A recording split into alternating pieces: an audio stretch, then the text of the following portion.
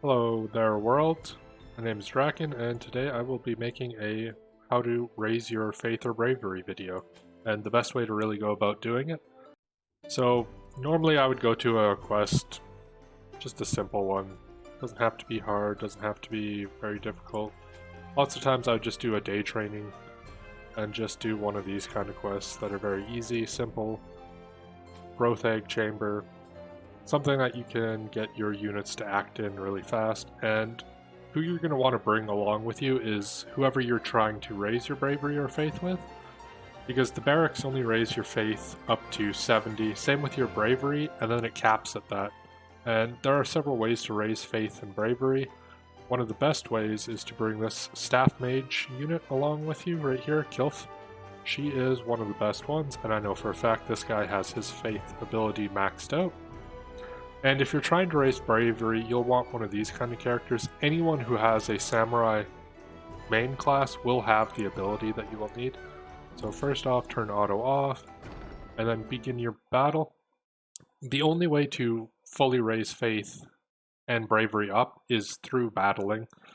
You can't just set them in the barracks because, like I said, it caps at 70.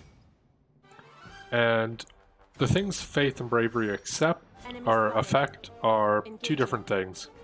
Faith will affect quite a few different things. It'll affect your amount of magic damage taken, received, how often you will succeed at buffs, or how often you will succeed at getting debuffed, as well as doing your debuffs. Whereas bravery, I believed, also increased the damage you took and did, but it does not quite work the same way as faith does. It's kind of just raise it up as much as you can because there's no actual downside to it. So this is the unit you'll want, your staff mage. I actually cast haste on my Sakura by accident there. And you'll want to use Faith Rising.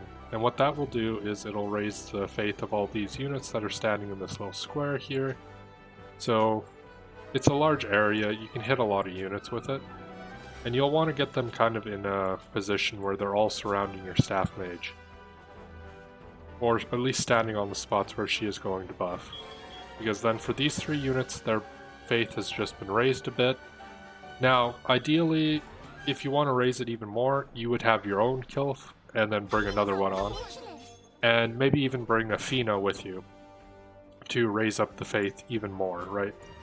But for the most part, you'll only get to a certain amount if you just use the barracks in the guild hall.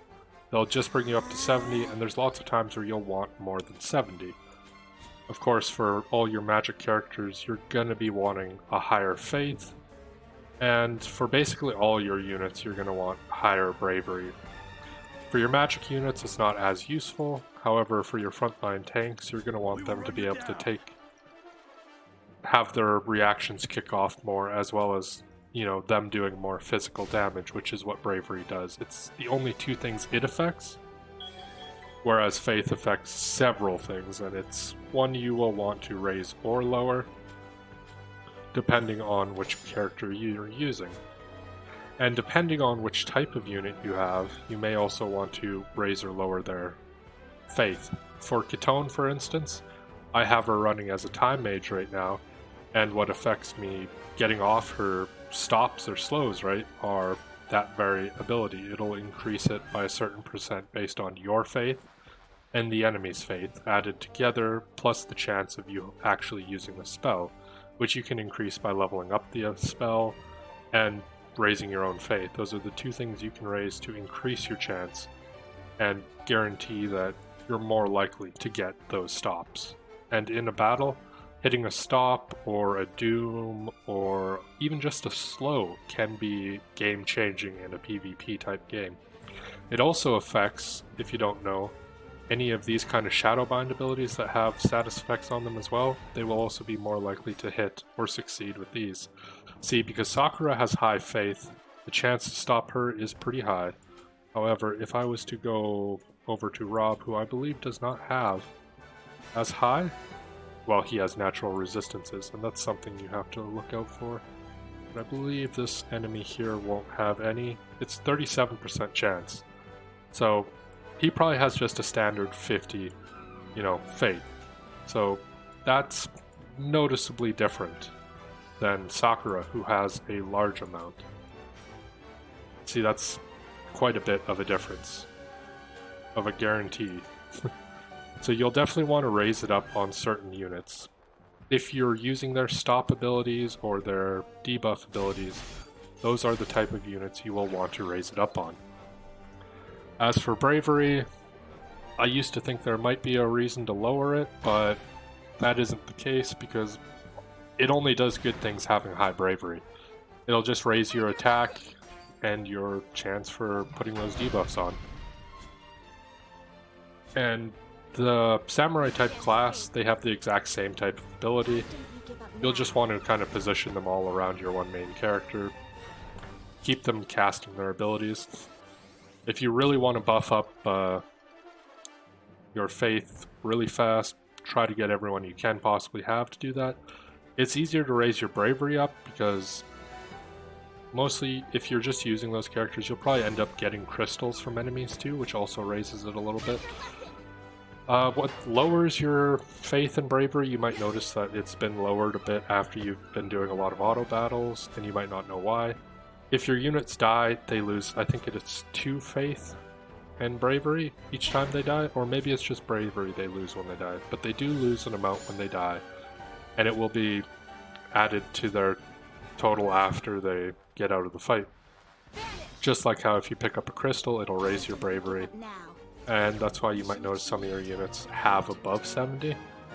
It's basically just a good thing to know how they work, how they interact with different characters. I like my Katone to have full faith and bravery, just because it gives a better chance of her reaction abilities kicking off and her ability to stop. Same with my Agrias.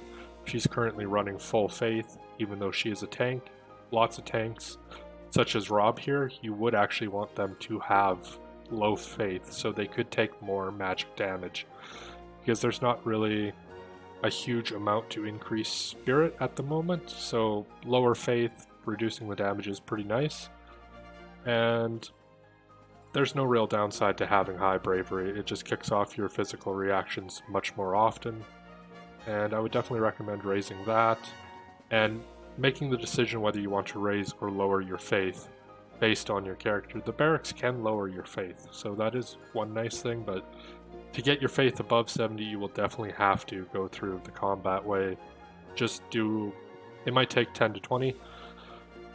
The value you get, I believe, is 25% of the total changes in the combat.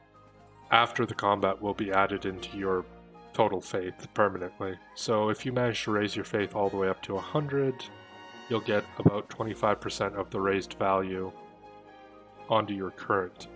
And the most you can have in battle is a value of 100, but after battle the highest it will give you is 97. So 97 is the cap. There's no point to continue trying to raise it up over and over again after that. It is notable that you can raise it just a tiny 3 points more when you go into a battle, so some of those bravery raising abilities will still have an effect. Same with the faith raisings. When you're first going to fight an opponent in a battle, raising it once more may give you 1% chance more to hit something, which, maybe that's something you'll want to know and want to do. So that was basically my video on how to raise this, why you might want to, and hopefully you liked it.